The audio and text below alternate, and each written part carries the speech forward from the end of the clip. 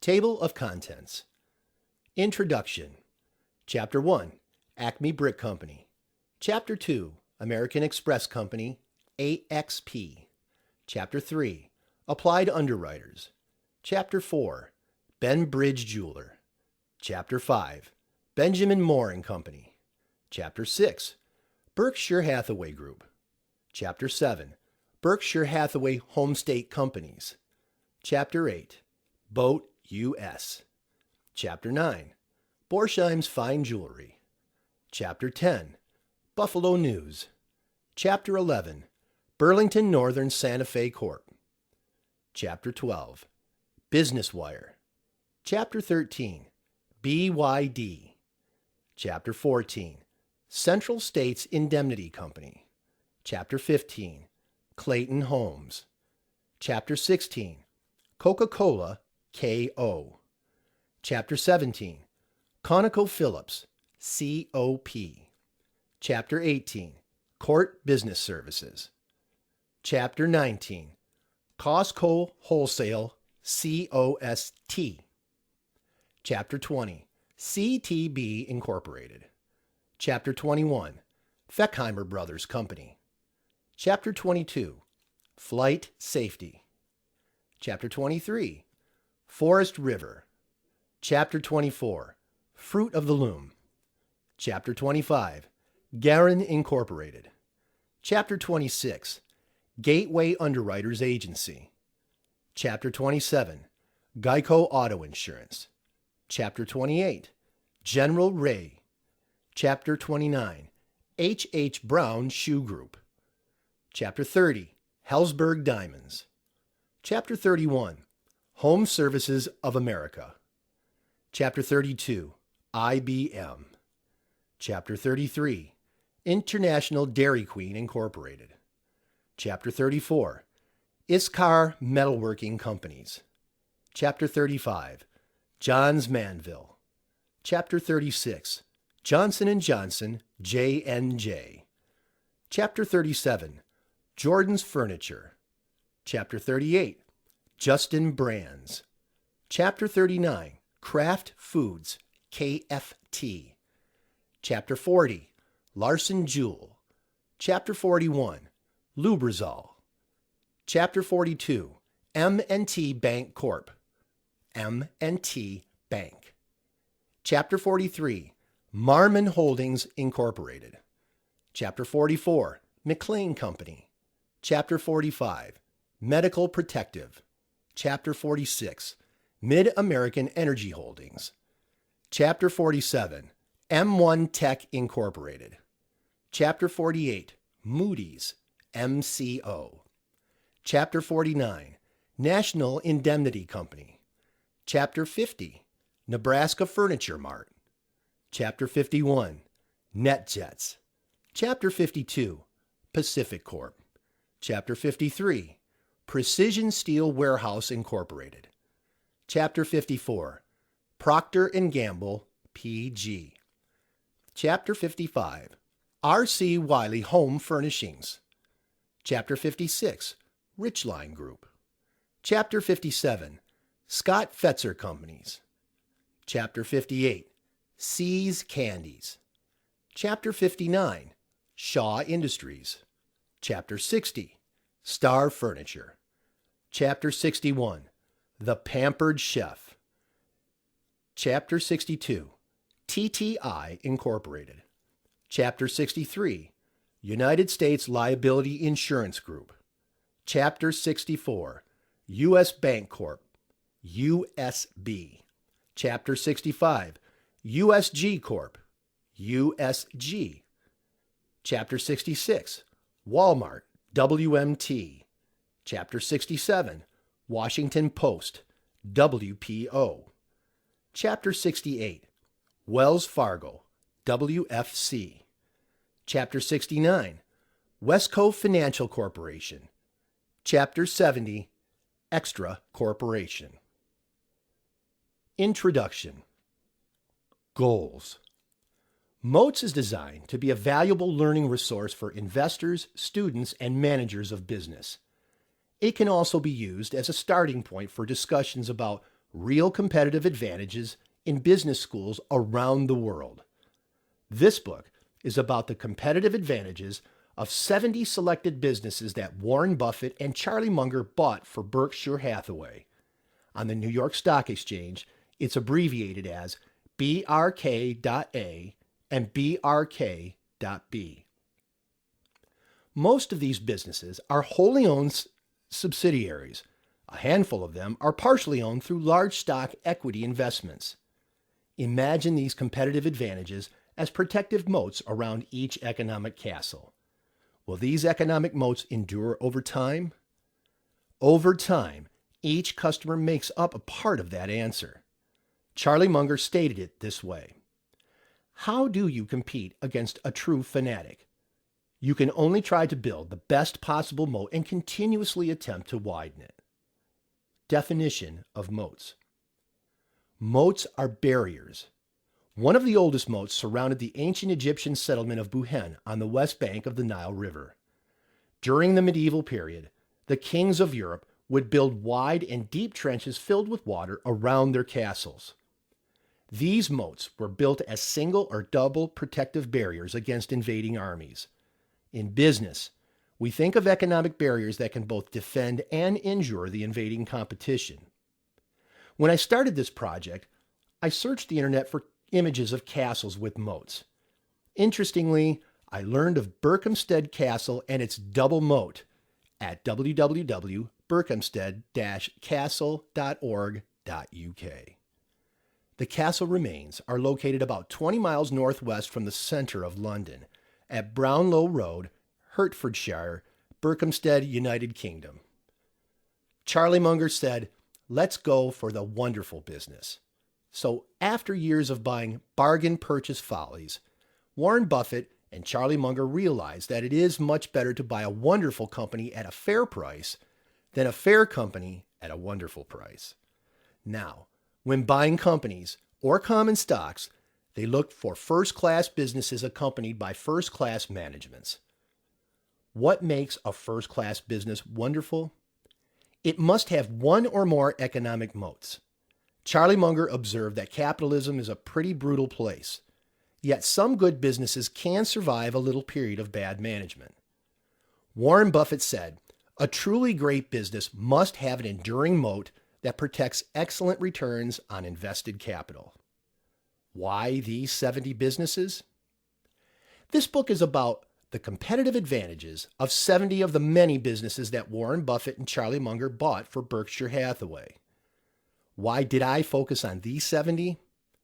I took the names of the businesses listed on Berkshire Hathaway's website and its link to its subsidiaries.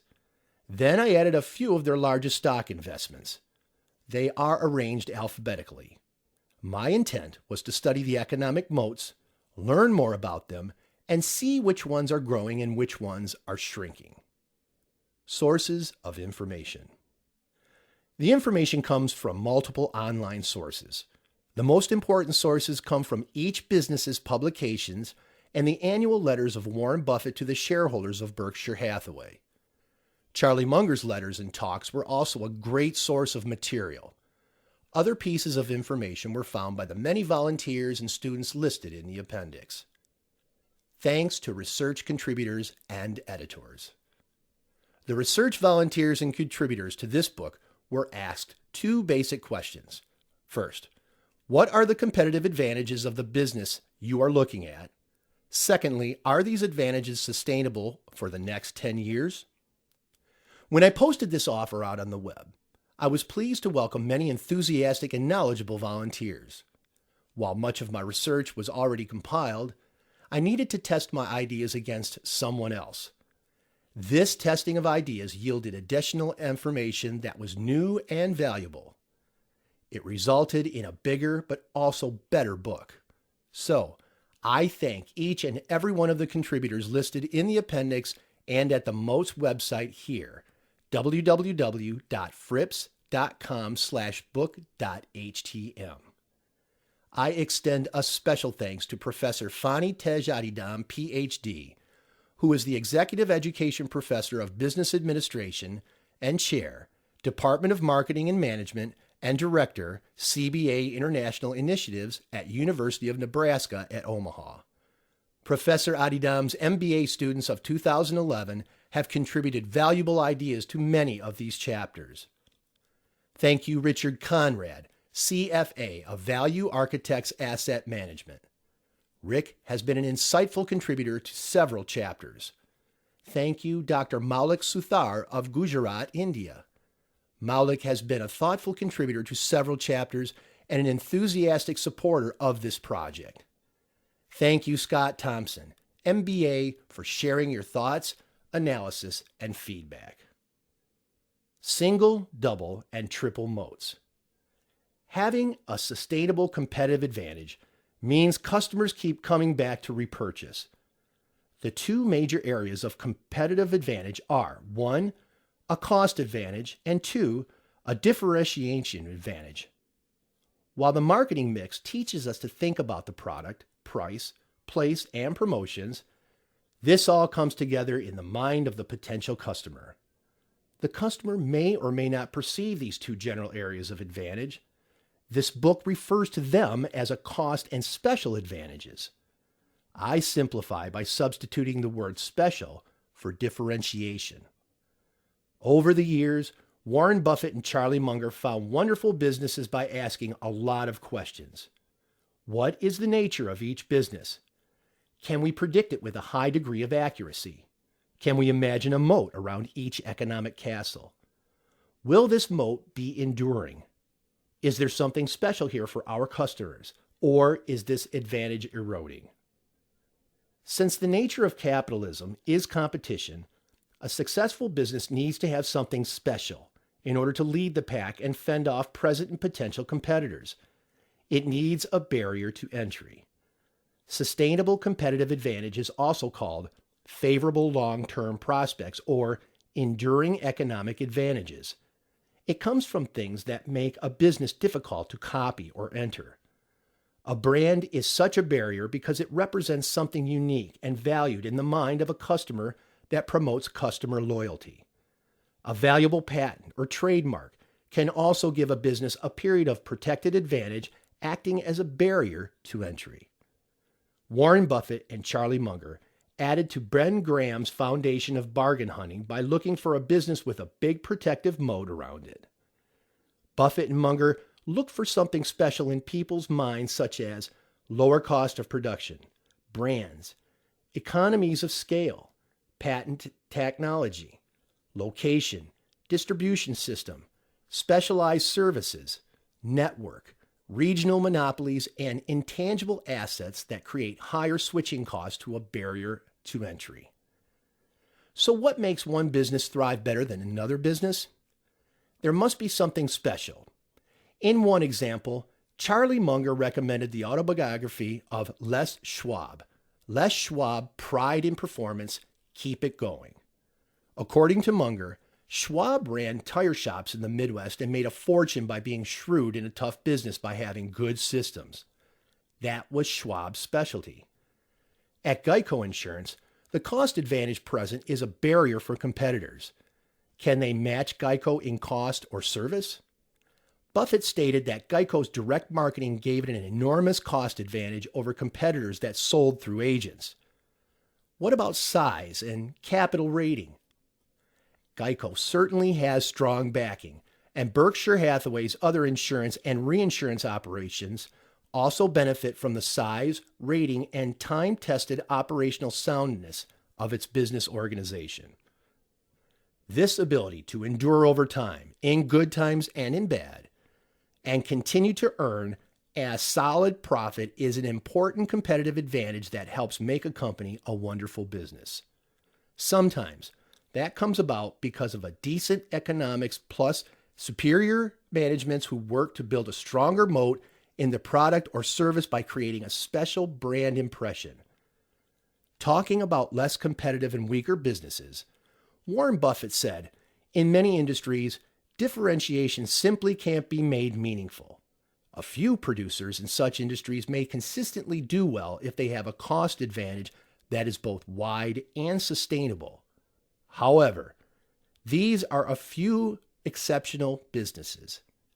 In many industries, such enduring winners do not exist.